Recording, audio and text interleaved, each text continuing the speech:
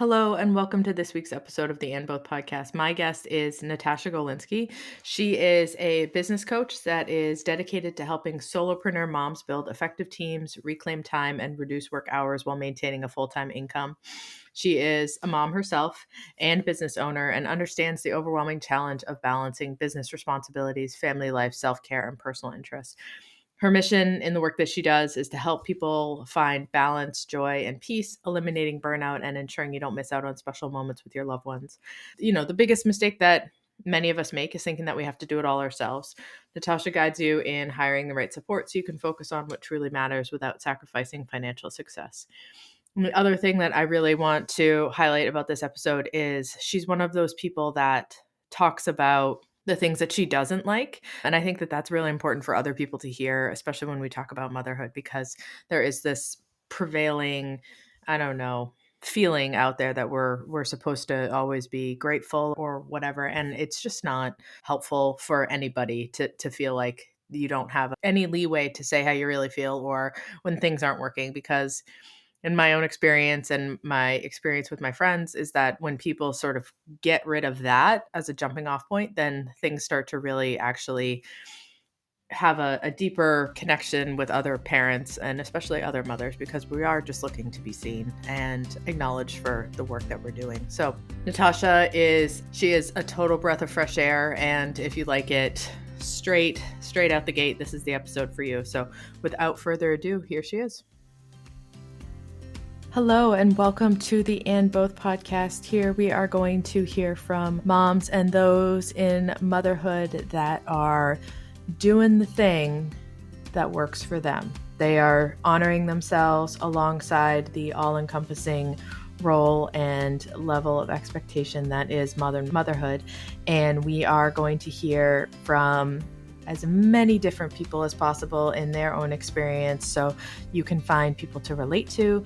You can hear stories that will make you laugh, make you cry, all of the above, and that we will come together as a community to support one another in a way that is holistic and honoring of the woman and the mother as a whole. Hello and welcome back to another episode of the And Both podcast. I am here today with Natasha Golinsky. Welcome.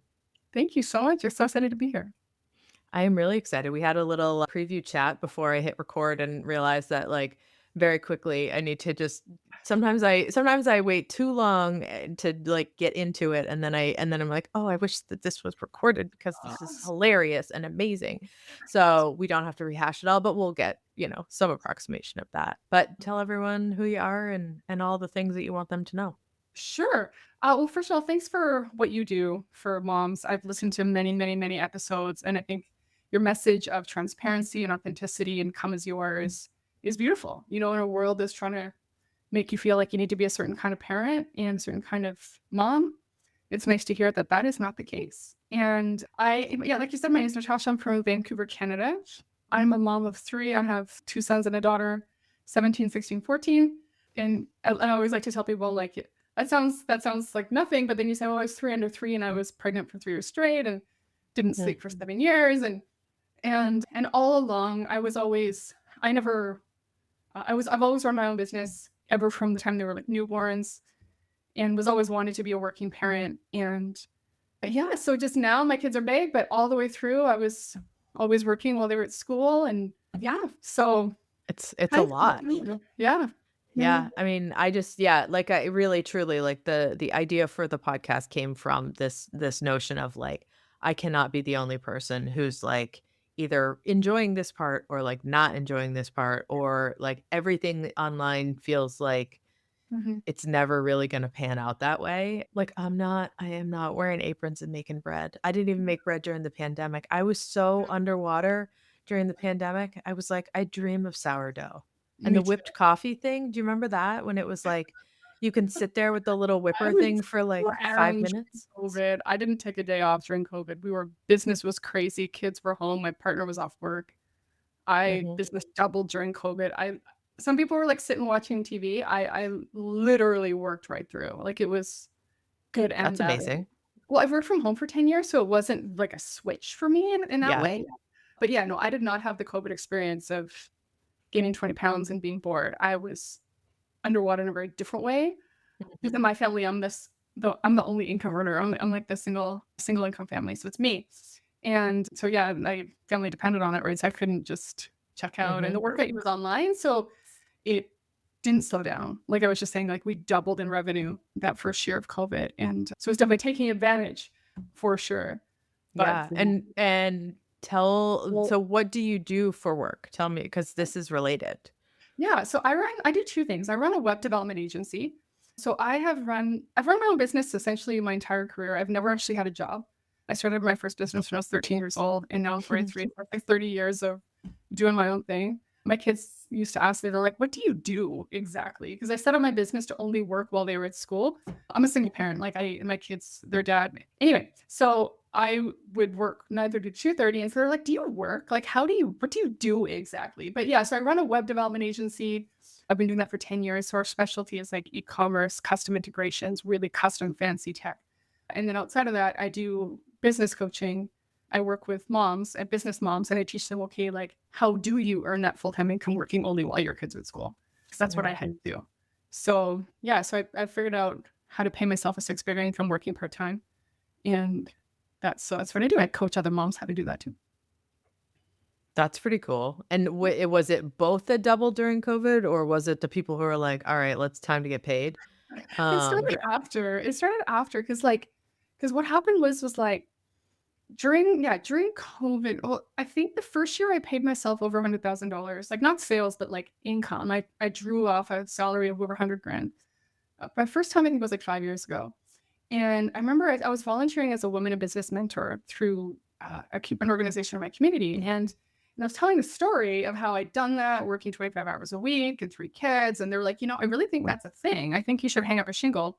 So I know a lot of other moms who are working 40, 50 hours a week and they're dying. Like they can't handle it. They want to go to Taekwondo. They want to help with homework. They want to like do all the stuff, but they just can't. They just can't.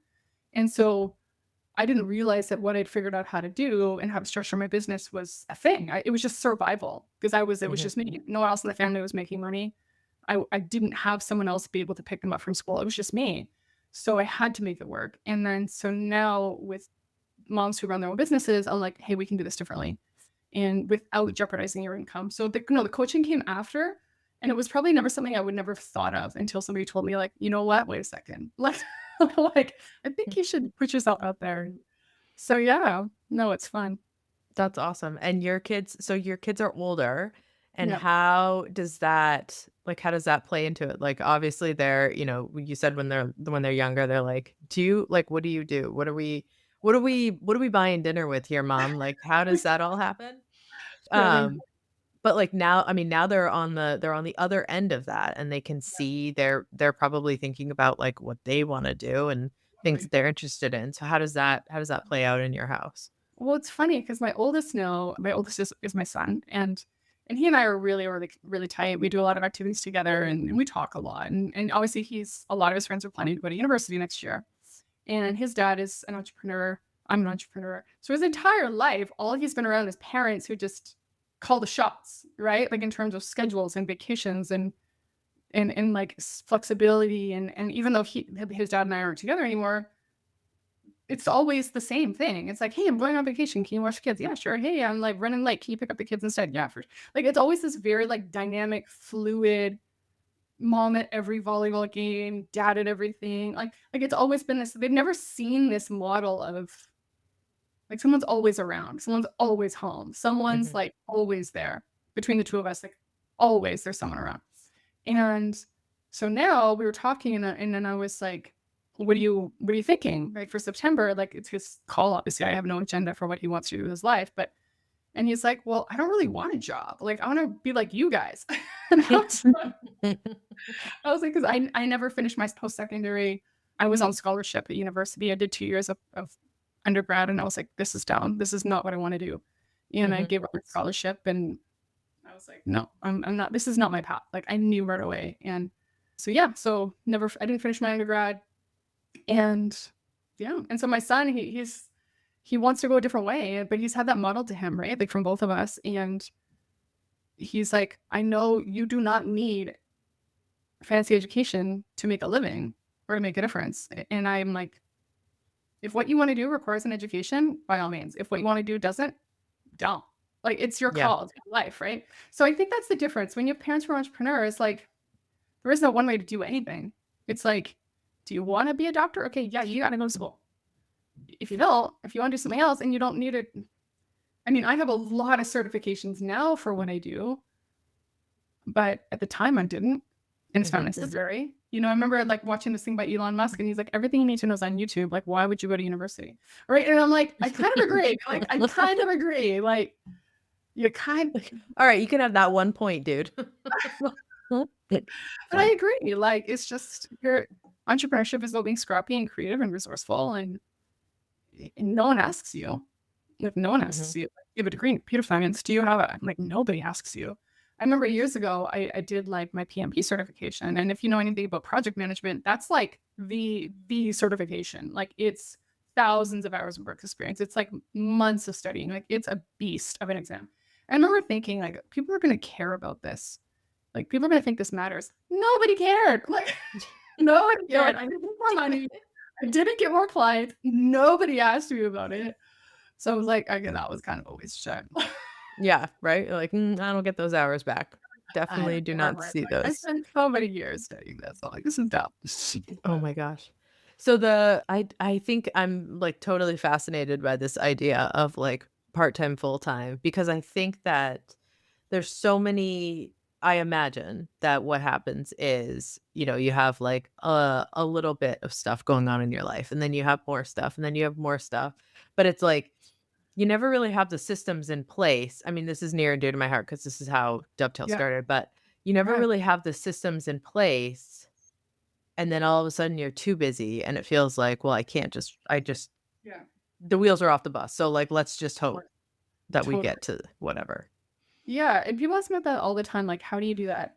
And it's one thing that's very like counter to feminine conditioning is I have a team. Like, I don't clean my own house. I have someone who comes and cleans. I don't cook dinner. My son cooks dinner. Like, and if it's my night to cook, I'm gonna probably order something most of the time. Like, I remember I did the math, like to plan it, to buy it, to cut it, to clean it, to cook it, to clean it up, to save $10. I'm like, I'm gonna make $10. Forget it. Order skip the dishes. Like, I just did the math. I'm like, not worth it. Like, this 2 hours of my life is not worth it. Anyway, that's a side point. But when my kids were little, I had a nanny, like part-time nanny, like always. I was never one of those moms that's like, oh, I'm building a business with a baby on my lap. I'm like, liar. It's not true. It's not true. Like, anyone who pretends they're doing it all is lying to you. And I think that's my biggest like thing I talk about in coaching is like, I have a team at home. So team being HelloFresh meals come ready to go. And you just have to cook it. And my son does it. Someone does all my cleaning. And my son has his driver's license and he drives everybody everywhere now. And, like, and if I wanted to, I would get someone to walk my dog. And like my mom, she laughs at me. She's like, I think like you're setting a bad example for your kids. Like, I think that you should teach them, like, it's important to know how to like do all these household chores. And I was like, no, I'm going to teach them how to make money so they can hire someone to do it themselves, hire someone else to do it. That's teaching too. That's teaching too. Like, my kids do not need to know how to cut the grass. They can know how to make money to hire someone to cut the grass. Like, I don't know. That's just my twisted view. But if I'm going to teach them something, I'm going to be like, hey, how about we create some jobs, pay someone else to do it, and let's make money, right? So, and then at work, I have an incredible team as well. I have like 3 assistants. I have an incredible crew. And different than I think a lot of women, I make no attempt to pretend that I do it all. I don't. I absolutely do not. And I don't want to, and that's stupid to try. So it's ridiculous. Like, how about I hire somebody, they do it, and I can go to yoga? How about that? Like, I don't take any pride in being a super person. Like, I just think that's just like a recipe for burnout and ridiculous goal. And nobody cares. Well, and it's also too like who else like yeah, like no one is achieving that, right? No one. And the people that are achieving that or what it looks like that is as an achievement are not showing all of those cards. In fact, it's true. Like, if someone is like, oh, look at me, I did this and this and this, it's like, you have help.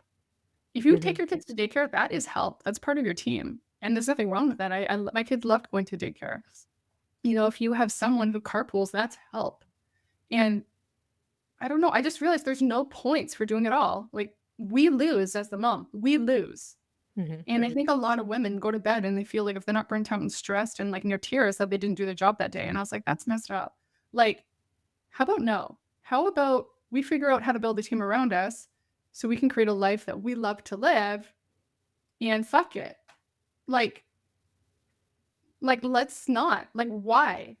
And I Mhm. know I took a lot of flack because I have 3 sisters and they always look at me and they're like, you're not really doing the mom thing the way that most women would do it. And I was like, I got great kids, like whatever. And I remember when my kids were little, because I grew up with a mom who was like the cookies and crafts stay-at-home mom. Like that was my mom.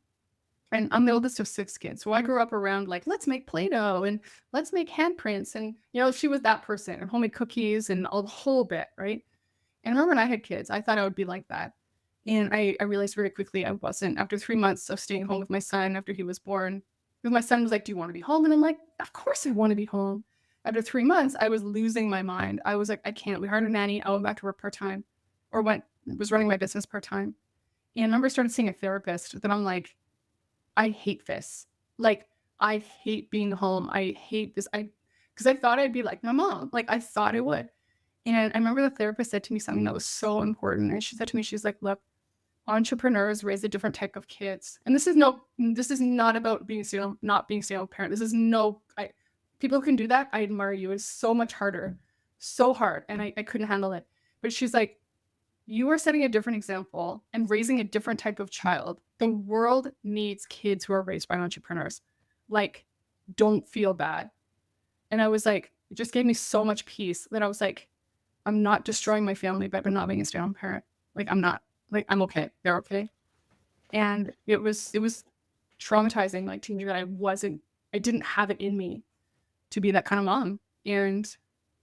But now look at my kids, they get good grades, they're leaders, they start clubs in their school, they're kind, they have like they're home, they're connected to me, they're responsible, they're respectful, like, it was Yeah.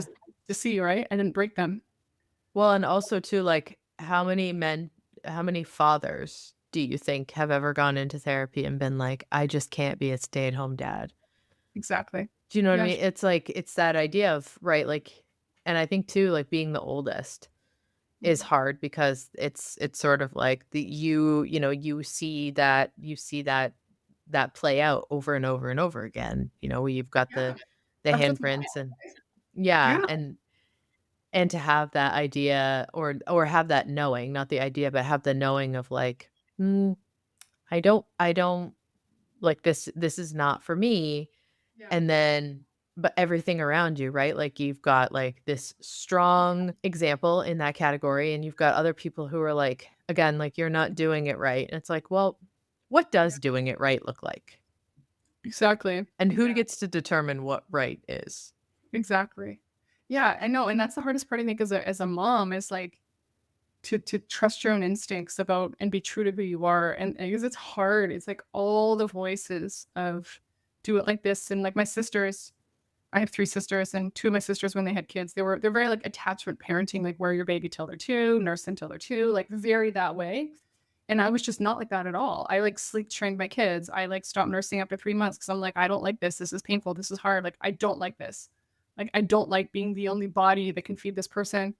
Like, having a nanny part time. Like, and I remember I took so much flack for it from my sisters. They were like, "What are you even doing? Why did you even have kids?" Like this whole thing, right? And I'm just like, I can't. I can't. Mhm. Like, I tried it and I was so depressed. And it's like, but as soon as I was like back to work and doing my thing, and it was never like I was only 4 to 5 hours a day, and the nanny was an in-house, like she was at the house. So if I wanted to, I could go see the kids, and I could come in and out, and the door was there, like they were there. But I just remember like admitting to myself, like I could not do what they were doing and do it how my mom had shown me. Like I took a lot of flack for it, like a lot, and I'm just like that way depressed. It makes me depressed. That's not who I am. It's not how I am. Like none of them are entrepreneurs. So I'm like, they're not gonna understand, right? Like it doesn't work like that for me. Mm. And yeah, I wonder, yeah, like I wonder about how people that like how many people know that. They recognize that about themselves, but don't ever do the next step, which is to hire the nanny, which is to hire, whatever. If they have the means to do that, right? Like that's a big part of it. But Yeah. also like if they have the means that they actually do that because there is so much pressure. Like it is a hard thing to say like I don't like this. Like Yeah. and also what I feel like happens a lot is that that gets attached to how much you care about your child, and that's that whole idea of, like, a good mom just sacrifices himself, like, "It's painful to breastfeed this child, but I'm gonna do it because that's the thing I'm supposed to do, and if I don't, I'm not doing a good job." Yeah. And there's, like and then it all gets, like, muddy and screwed up, right? Like, what if you are someone who tried for 5 years to have a baby and you do, and you're like, "I don't like breastfeeding. Yeah. Like, I don't like it. It's not working." Yeah. But, like, you've gone on this long journey to bring this Feel obligated. person, Yeah. and you're like, "Oh, now I have to do that because I have to go to the end of the line on every single category in order to, like, check the boxes." And, like, again, who is A, creating these boxes, and who is checking these boxes? Totally. Exactly. Yeah, there's Yeah. so much pressure. There's so much pressure to, like, walk this line, and if you step outside the line, there is no lack of critics, right? But ultimately, I think for me, it just comes down to, like, I'm the one who has to live my life. Like, I'm the Mhm. one who has to wake up and do this every day. And if this does not work for me, like, I'm the one who pays the price, not you. Like, to my mom or whoever it is, right? Like, don't get me wrong, I love my mom. My mom and I are, like, best friends, but I knew after a few years she just gave up. Like, she knew it wasn't just me anymore. But and even now, I mean, there's certain times where she's like, "I really think you should dot, dot, dot." And I'm like, "Well, there you go. Thanks for the input, but that's not how it works here." So, yeah. Like, But leave a suggestion in the yeah, box. there's a suggestion box by the door. Like, go ahead, please, right? But it's a totally different type of person. Like, she wanted to be a stay-at-home mom. It was all she dreamed about doing her entire life. Like, even now she has 9 grandchildren, and that's her life now. It's her the next wave of stay-at-home kids or, like, stay-at-home mom. These now Yep. her grandchildren, and I'm like, "The world needs that too, but that's not me, and that's okay." Yeah. I think about, like, when we were talking about, like, having people come in and help out, I feel like in the 80s and the 90s, it was like talking about your income was like a no-no. Like, you just don't talk about it. You just go to work and you get paid whatever you get paid, and then you come home. Now I feel like especially like 2020, probably like in the last 10 years, I would say, the biggest no-no is talking about who you have helping. Like, people will sort of every once in a while just, like, let it dribble out a little bit where they're like, "Oh, whatever," or, like, you go to, like, pick up a kid from a play date and they're like, "Oh, like, the cleaning lady's there," and you're like, "Aha! I knew it. Exactly. Well, I I knew think it." that's smart. I just like, why? Like, why would I as it relates to cleaning, I'm like, okay, I pay her 4 hours every 2 weeks to do all the clean I'm saying we tidy, like, throughout the week and stuff, which is all the Yeah. bathrooms, all the vacuuming, all the dusting, all the heavy cleaning, right, she does. And I was like, for me to do what she does in 4 hours would take me a week for, like, a third of the quality. I'm like, "Why don't I just focus on making $120 and paying her?" Why not that? Why don't I take that 4 hours, go make more than $120, and now I'm in the black? Like, why would I clean? Like, it makes no sense. Like, I don't know, I just do the math on it, and I'm like, "This is ridiculous. Like, this 4 hours of my life is not it's not worth my time to even do this at all." So, Mhm. what else can I do in this 4 hours of my time? How much yeah, again, like, not that certification that you don't get those minutes back, right? It's like, "Oh, hold on. Hold on a second." Oh my gosh. So it's 2 boys and a girl, and then how did your son get into the cooking? Was he just like, "I'm gonna do this," or, like, "I don't I wanna figure it out?" We just decided, like, as they were getting bigger, we just started divvying up the chores, right? Because my kids don't really do housework because I pay someone to clean the house. So we just kind of made a list of things that need to get done. And I don't like cooking. Like I was funny. I remember like their dad and I we split up about 7 years ago, and I remember he got remarried. And I remember the first thing he told me was like, "Yeah, she's a great cook." I'm like, I'm so happy for you. Like that was his first comment. Like she's such a good cook, and I'm like, hallelujah for you. Like it's just not me. Like I never like to cook. I don't like cooking. So for me, that was one thing on my list was like, I don't want to do this. And so my son was like, I'll do that. And so he'd take it home back at school. He kind of knew what to do. We were at Hello Fresh, so it comes in the bags with the recipe and the whole bit. And so he does that. My other son walks the dog. My other daughter does all the dishes. And that's how we did it. We just kind of made a list of all the stuff that needs to get done, and we divvied it up. Did they ever swap? They don't, because they don't like each other's job. But sometimes, like my daughter, I remember I told my daughter how to cut the grass when she was like 10 years old, and like, because she wanted to, she was really curious, and like, she was 10, she was so little, like as tall as the lawnmower, and she was like cutting the grass. And so we have like a very like, there's no sort of gender roles in terms of who does what. But yeah, like I'm not the kind of woman who pretends to like cooking. I don't bake. I remember my son was in kindergarten, my oldest was in kindergarten. He's like, Mom, we're having a bake sale. He's like, don't worry, we can like just buy something. And I was like, yes, we'll buy something. Like, my kids know, right? Like they just know I'm not that mom, and I don't think they care. I just think they're like, man, like, I'm not going to pretend to make cookies. I'm not going to take 3 hours of my life to make cookies when I could go to a bakery and buy them. Like, why would I do that? Like, it's such a waste. I don't know. And they're already decorated. And they're going to taste better. Like, I don't know. But to me, it wasn't. But some moms really feel like that's mom points, right? If you like to cook and bake and clean and like, and some women do like that. Like, that's okay. And that's fantastic. But some women don't. And to pretend that you do because you're getting some sort of like invisible mom points. So you're allowed to admit you don't like cleaning your house, and you're allowed to not bake, and you're allowed to, not want to cook everything. That's okay. Yeah. It cracks me up. I think about the lawnmower. My 2 oldest, when they were probably like, I don't know, like 7 and 9 maybe.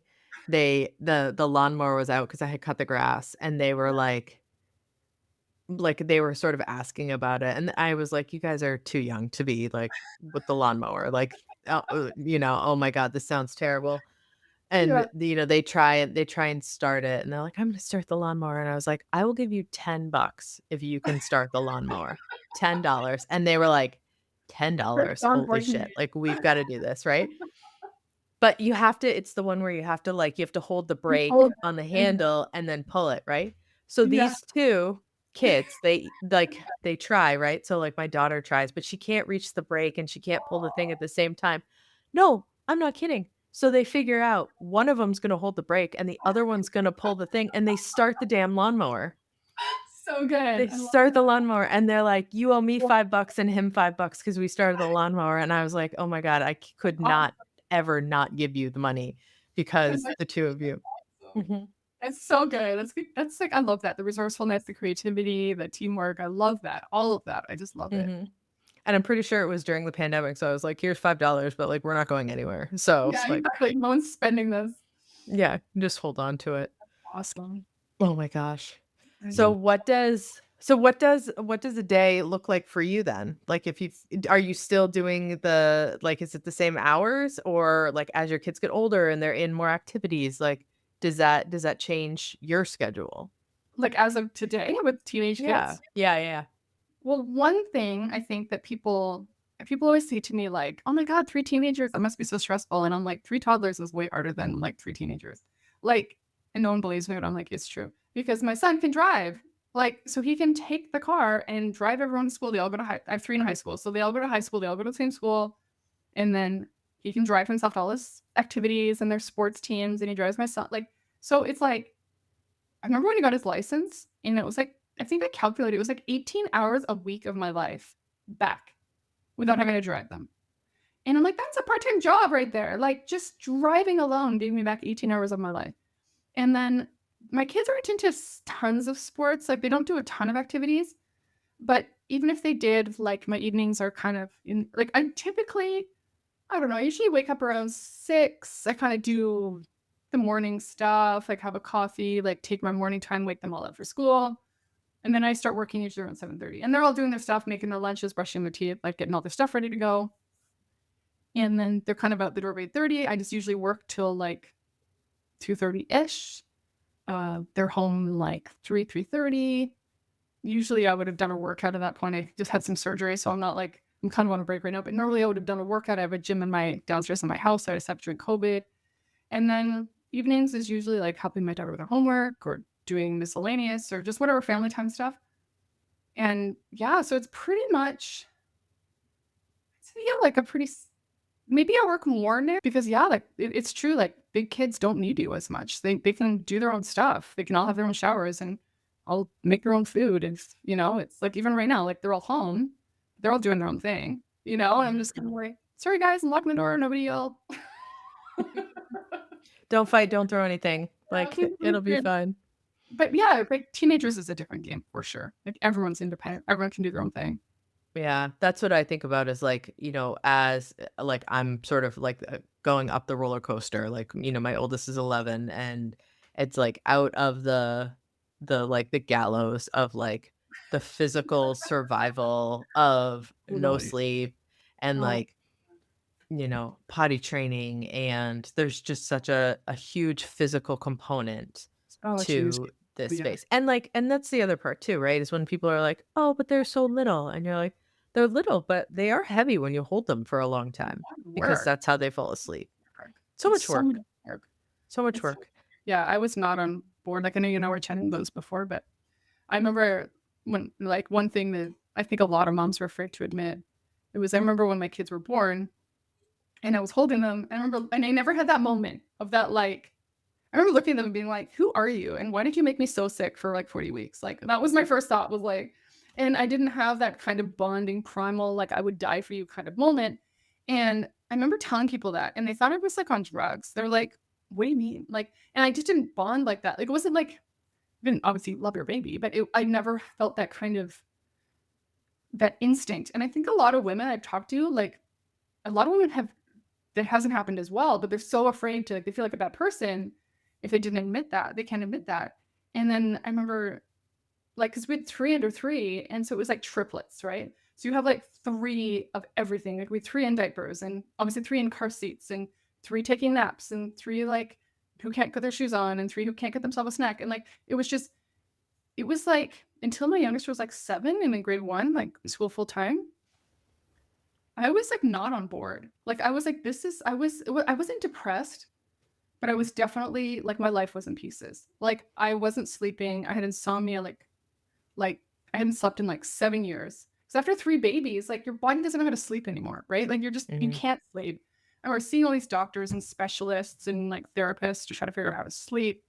My life was a train wreck, like emotionally, like so tired of all this chronic pain. Like it was not good. And I remember thinking like, I don't like this. Like, I loved my kids, but I'm like, I don't like this. Like, I don't like having to push a triple stroller around, and I don't like that I have to like coordinate my life around this and that, and like, and then when my daughter was 7, I remember like I'm like, okay, like everyone could put their own shoes on at that point, and everyone, you know what I mean? I was like, okay, like I can do this now. But those 10 years of like little kids, I admit, like, not a fan. Like, not a Yeah. did not like it, and I think a lot of women feel bad to admit that, and it's okay. It's okay to admit that. Like, I did my absolute best that I could. I mean, I have great kids now, so hopefully I didn't, like, break anybody, but it's like I remember it was like, I did not like it. Like, some Mhm. women warm that. Like, I remember listening to one of your podcasts, and she had 4 kids, and she was a stay-at-home mom, and she loved it, and I was like, "That is not me." Like, I do not wanna help out at school. I don't wanna go to a PTA meeting. I don't wanna do any of this. Like, this is not my game. This is not my scene, and just being so tired, like, just Mhm. exhausted, and your life, you're living in survival, and I'm like, I remember that feeling. I'm like, "I hate this." Like, Yeah. and you just feel like such an awful person because 'cause you're so tired, and I remember, like, as soon as I started sleeping, I'm like, "I'm not evil." I remember thinking that, like, "Wait a second. Like, I'm not an evil human being who wants to yell at everybody all the time anymore." And you're like, maybe just because you haven't slept in 7 years. Right? But these are real Mhm. things that, like, a lot of moms don't wanna talk about, right? Like, it's hard, and it's not I don't like going to drop-in daycare. I don't like mom groups. I don't like, that's not my thing. It's not my deal. I don't like it. And Yeah.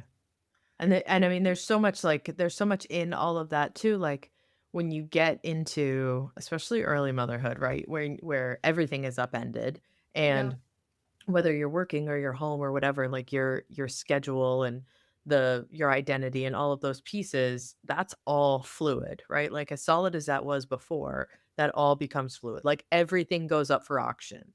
Yeah. And you're like, I only have so many dollars and I have to save them for like, whatever these pieces are. Like I've got to figure out how to bid on the things that are going to like make me feel me and whole and all of those pieces. Right. But then if you don't go, this is the other part too. If you don't go to the mommy and me yoga class and you don't go to this and you don't go to this, Mhm. then it like doubles down on the isolation. Oh yeah, for So then sure. you're in this space of like, "Mm, okay, well, what's worse, right?" Is like, Yeah. do I go like namaste and like I don't get it, and they're like, this kid is like, they're talking about baby yoga and I'm like, no, like a solid no. I can't touch my toes. I've never touched my toes in my life. I'm 40 years old. I've never touched my toes. People talk about it like it's some sort of like measure of health. It's not. I'm It's not at 40. all. It's not at Never all. touched my toes. You will I'm a live. certified yoga teacher, and no, it's not nothing. Oh, I am fine. I am perfectly Yeah, fine. work on Yeah, but it's totally. that piece of like, okay, well, I guess I kinda have to like I have to be like adjacent of this if I'm going to like not. I remember, like, early motherhood, like, my husband had come home from work, and, like, we worked opposites. Yes. So, Oh, he geez. was at work during the day, and I was at work on the weekends, and so we never saw each other, but when we did see each other, it was just this explosion of, like, adult conversation because all Totally. you just I, like, talk to a baby all day long. Oh my I'd come god. home and it'd be like, "Oh my god, do this, blah, blah, blah, blah, blah, blah, blah," and it's like, I don't even know if half of that made sense. I really apologize. Well, you're still together, so I'm sure it's Yes. fine. But it is that, like, how do you navigate it all? And then everything goes into flux, and then, like, sleep, oh my gosh, I like, the importance of sleep cannot be No, overstated in cannot, any way, shape, or form. cannot. And Yeah, it's you're it's right, all apart. I mean, like, how many times when you were a kid and you're, like, losing your mind and your mom's like, "Why don't you just go lay down for a minute?" Yeah, Right? exactly. And then Yeah. you have kids and no one's like, "Hey, why don't you just go lay down for a minute?" You're like, "Oh, actually, Right, yeah, when three t yeah. yeah, there's no Yeah, lying down." it It's was like nice. I'm just gonna lay on the floor. I'm gonna just Well, they're put up the playing gates. Minecraft, and hope Yeah. nobody eats one. Yeah, exactly. Oh Totally. my gosh, I know. And it is, but then you move into that teenage phase, right, where it's not physical, but then you're navigating the emotional and you're navigating the intellectual and you're Yeah, navigating that. Like, so how does that go yeah. comparatively? Like, do you like that part more I than? thankfully, 17, 16, 15, or 17, 16, 14, so she's almost 15. Knock wood, it's been pretty clear so far. Like, I have not Nice. really had any drama, any problems, anything teenagery, typical, knock wood. Like, my son and I hang out, he's home on a Friday night and he wants to hang out with me and play board games and you're like, "What are you doing here?" Like, and then, yeah, I don't know, I have a really good relationship with all my kids, and I kinda joke around when you have teenagers, it's like the 3 C, like, it just changes. It's like the car, the cash, and food. Like, that's what they want you for. Like, it's like, "Hey, can I have some money? Hey, can I have the car?" Like, that's now the requirement of being a parent.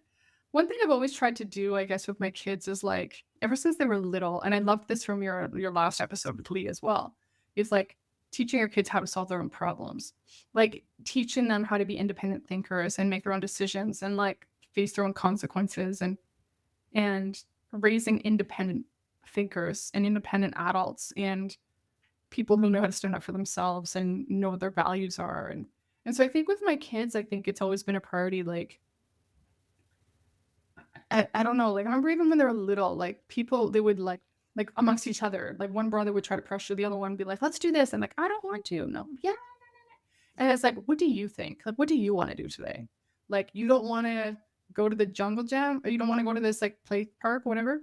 What do you want to do? And like giving them a voice and giving them an opinion and you're in like letting them stand up for themselves and advocate for themselves. And I think like as teenagers that helps out because it's like knock wood, like having any problem with peer pressure, any drugs, with any partying, with any girlfriend problems, with any, like, and you never know day to day with anything in life, but it's like my kids are kind of badasses a little bit. You know what I mean? Like they're not going to let themselves get pushed around. And I think it's important as a parent, like, that they know how to stand. Like I loved how Lee said it. Like, let them make their mistakes. You failed this test. Okay, let's troubleshoot. Like, what happened? Like, Mhm. really teaching them how to self. I'm gonna say self-soothe, but it's not self-soothing. It's like self-manage.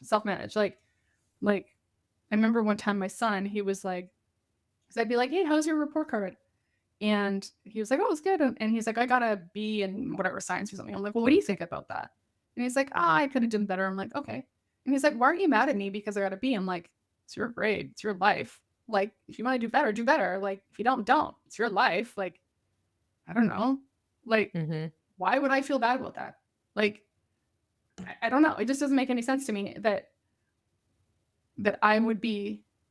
It's your life. Like, I don't know. To me, it's like I don't. I guess I'm not one of those moms who lives by proxy through, oh my God, my kid's on the dean's list. Like, I don't know. But to me, I'm like, if you're on the dean's list, you're on the dean's list. I didn't do anything. Right, right.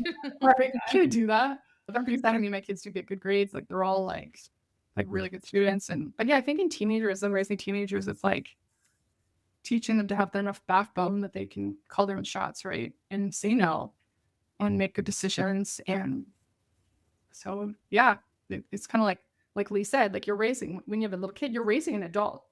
You're not Mhm. raising a child. You're every day of parenting, we're raising adults, even when they're little, right? Yeah, there's the I think I've talked about this book before on here, Jennifer Berhaney Wallace, and she talks Well, about never enough. Have you read that? I haven't, but I heard you talk about it on the podcast. Yeah, it's just I always think about that because it's this notion of like if your output, if your value is tied to your output, when your output runs into conflict, right? Like when you are not the kid who breezes through Yeah. school, when you are not the kid who gets picked first on a sports team, when Mhm. you in like all of those things, when all of these external measures, not components, but these external measures, when they don't run in your favor because and when that starts to impact your value, that's when this whole thing like Exactly. goes sideways, and that's when you run into really significant problems. But where does that start? Like, where does the value ascribing value of a person with the Totally. value of a grade? Totally. Yeah, exactly. I think to link the two is very damaging. Mhm. Like, I know for me, like, I've always been a perfectionistic, approval seeking kind of person. And as an adult, we start to identify these patterns, right? And we start to break them. And yeah, I mean, I think it's never done. Well, I can't say never, but I think in most cases done unintentionally, right? Like, our parents are like, "Oh my God, you got straight A's. Let's order dinner," or whatever it is. And it's not like malintentioned, but I think Mhm. like as a culture, like what our culture celebrates are all these external things, right? And it's like, I remember I was nominated for this award last year and for work, and I remember thinking, I'm like, how about you nominate me for raising three kids who don't do drugs? Like, how about that? Like, you know what I mean? Or like, let's not like, how about nominate me for something like, and it's not, it was kind of like tongue in cheek, right? But it's like, we put all these points on things that are not the most important things. And, and we don't talk enough about the stuff that's I don't know. It just there's so much value in moms and working moms or not working moms. Like so many things that are worth so much more, but they don't get the street credit if you're not like. So I don't know. I know, and it's hard. It's How do you this order that, right? Like that's of course. Like how would you quantify that? Like Yeah, that's what I was gonna say is, like, if you can't measure it, that doesn't mean yeah, that it doesn't have value, and I think that that's the like, you can't really measure culture, but that's the container that we all live in, yeah, and so if we don't have that's like, it's like, well, grades are important because you get this, and this from Mhm. that. So let's put all this, emphasis on grades because we Yeah. can't put emphasis on I mean, we can't measure kindness, right? Yeah, exactly. But we can measure how many volunteer hours and how many things you do and how many blah blah blah. And it's like you've really lost the forest for the trees there. Yeah. Um No, that's and the trick. Yeah, Mhm. totally. I have a special needs daughter. My youngest is special needs, and she's 14, almost 15, and she's struggling, obviously, like, in certain aspects, right? Because she's the way she talks is a little bit off. She has some learning disabilities, so she doesn't feel like she's quite fitting in her peer group, and so socially, like, I'm not dealing with any behavioral issues, but socially, she's, like, really struggling, right? And and I've always felt like, I mean, and obviously, it's a work in progress, but it's like I've always felt like, look, like, as a woman, this is not who you are.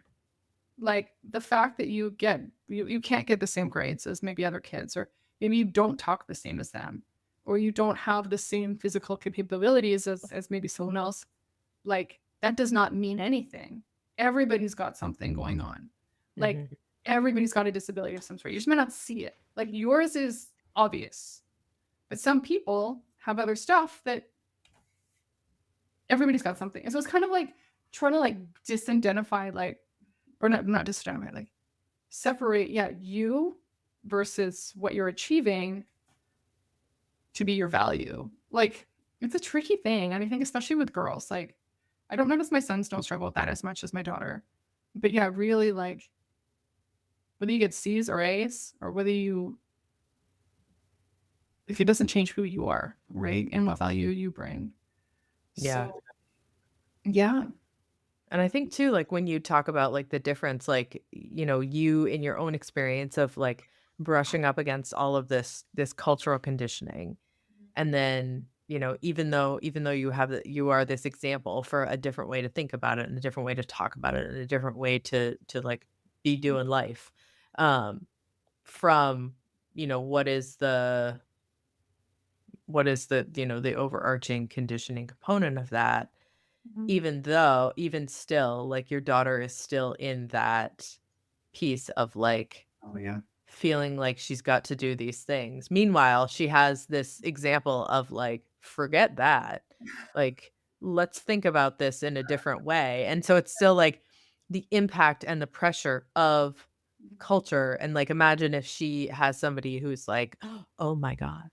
We have to do this. Oh, we have to fix this. Oh, we have to like, Right. work our way around it. Like how much harder does that make it? So even though it's hard, it's still like to know that you have somebody who's in your corner going, that doesn't really matter as much as Yeah. Well, I think that's like my son and I last night. We were doing errands and we are just chatting, and he always like comes with me when I do errands, and we were just chatting about whatever. And he was telling me like all his friends were going to university, and he was kind of feeling off about not going to university. And and I was like, well, what do you think? Like, what's your gut tell you? Like, what's your instinct on this? Because I truly do believe like we are guided by a higher source that will, through our instincts, guide us. Like, I do believe that. Like, our intuitive, our instincts, that's the communication we get from a source of whatever you want to call it, right? And so I'm like, so I always try to use that as my baseline with my kids. Like, what do you think? Like, what are you being told? How are you being guided in this right now? And then that is more important than what your career counselor at school is telling you. Like, so kind of learning how to hear that voice, learning how to trust yourself, because the world's gonna push you around. And I know, like, going back to my mom journey as a mom, like, when I tried to do it someone else's way, I was in pieces. Like, I was in tears and not happy and depressed, and it just didn't work. And it's like, but to be honest with yourself about who you are and what you want, like, and to stand up for that and advocate for yourself, like, it's not easy, but ultimately that's where you're gonna find the most freedom, the most joy, and most fulfillment in your life, right? And if that's like one of the things I say to my kids is like the the discomfort of following that feeling and that knowing Mhm. is much less than the discomfort of living in a state or a place or a way that is not following that. 100%. Oh my god, that's exactly it. Yeah, like Mm, that instinct, that intuition, that guidance, that's your yeah. baseline. Yeah, choose your hard. Like, do you Choose want it to be your hard? Do you want it to be Yeah, now, or do you want it to be like a when this has come up, when they're, because mine are still younger, but yeah, this has come up, like, if somebody says something to somebody on the playground and they're like, "I didn't really like that." yeah. And it's like, "Well, what did you say anything, or did what, like, tell me more about it?" Mhm. And I notice, like, if they feel like it's something that where they should have said, like, "Hey, don't say that," or, "Hey, don't be mean," or, "Hey, don't do this," whatever, when they don't, that's when they're up till 10 o'clock at night. Totally. I know, exactly. Is it Eh harder to say it? Maybe. But yeah. yeah, no, I 100% agree. I 100% agree that that's a life skill that is gonna serve anybody. Like, knowing how to trust yourself is because yeah, there's so many voices. And if you don't know how to differentiate from what you're hearing and all the shoulds of everything, to be like, "What do I think about this?" Like, who am I in this situation? And to have the courage to do it, like, yeah, if I had to say there's like one thing about being a mom that's the hardest is like all the shoulds that come with it, like all the Mhm, shoulds that come with it. And it's like, what if we just don't do that? What if we're just like honest about who we are, what we want, and how we want to live and just forget it? Like, mhm. forget it. Like, all my friends are working parents, like, and we're like, kids are okay. Like they're all right. And there's no one way to do anything. And I think, yeah, to even to admit that you want to work for a lot of women is hard to say, right? Like, I don't want to do this. Like, I don't want to be home full time. I really don't want to. Not that I financially can't afford to. I don't want to. Like, it's feels like heresy, right? But Mhm. I don't know. I think that it's just a lot of women will be a lot happier if they start calling more of the shots, right?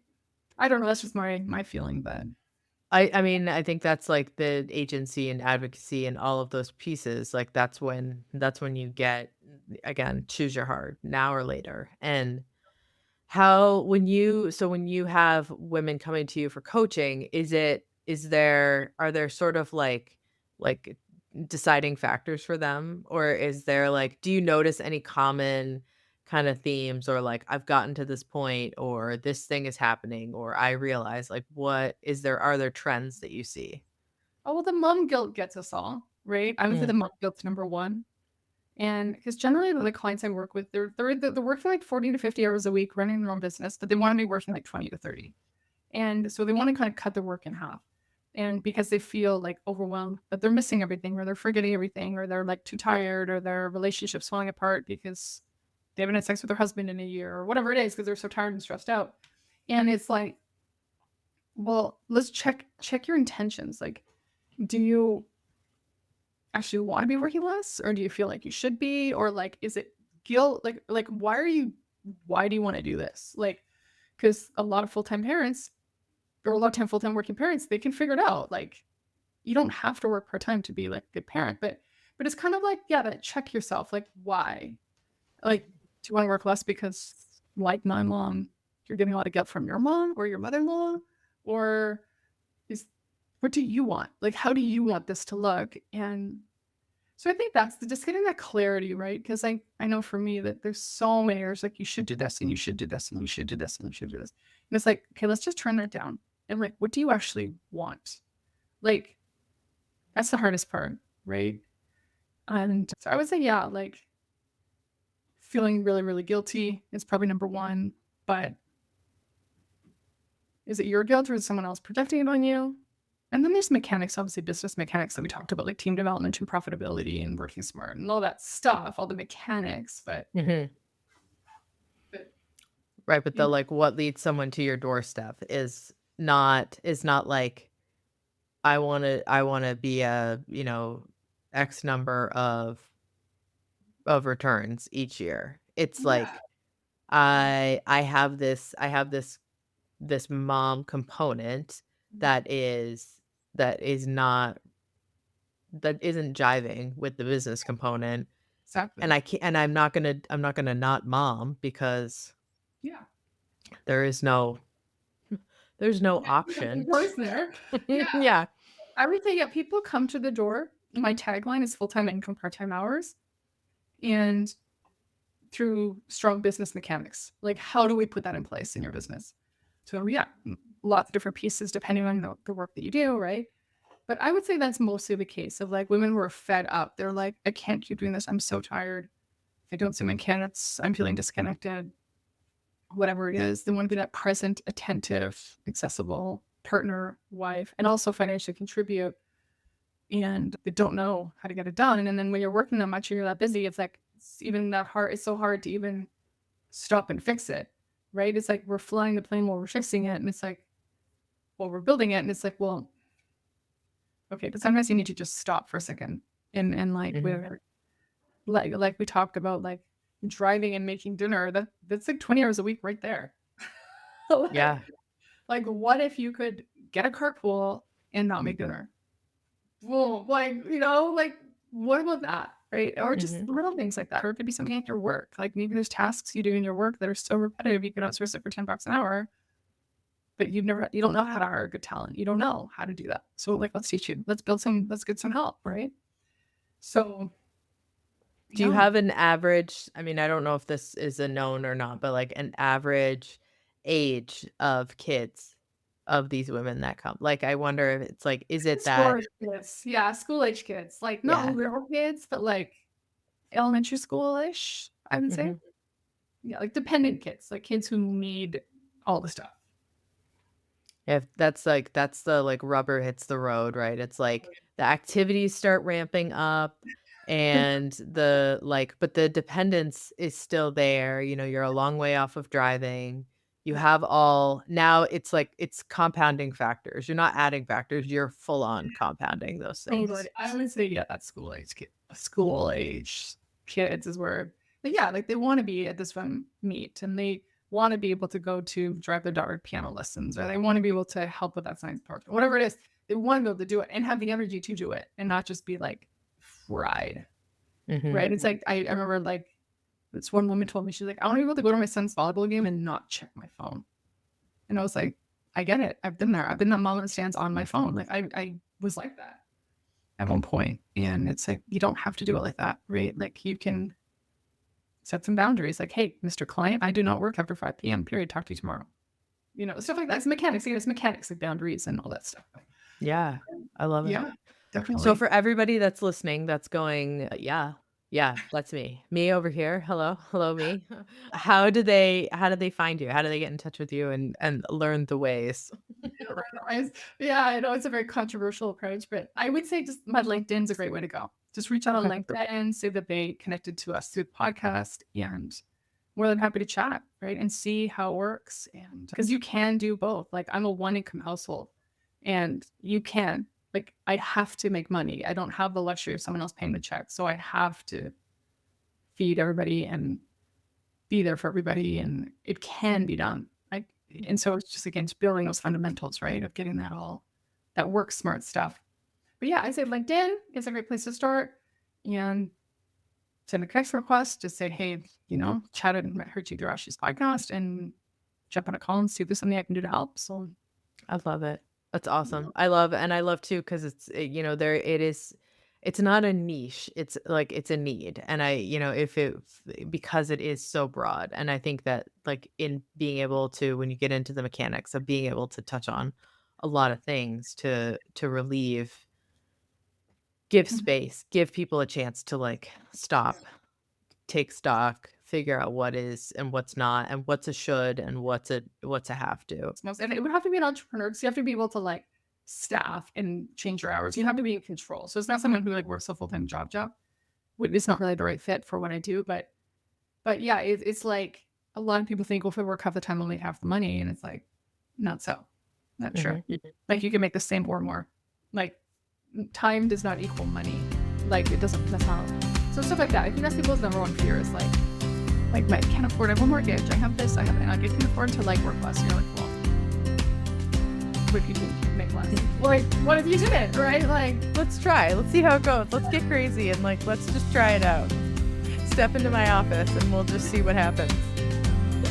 I love it. Oh my gosh. Well, thank you so much for joining me. And I'll definitely put in contact info and anything else in the show notes so people can find Oh, my pleasure. Thank you so much for having me. I'm honored to share, and thank you for being a safe place to share some maybe very controversial ideas. And just to say, there's no one way to do anything, right? So No, a should-free world. That's what we're all going for. Is a should-free motherhood. That's what I'm I going for. love that. I love that. I love that.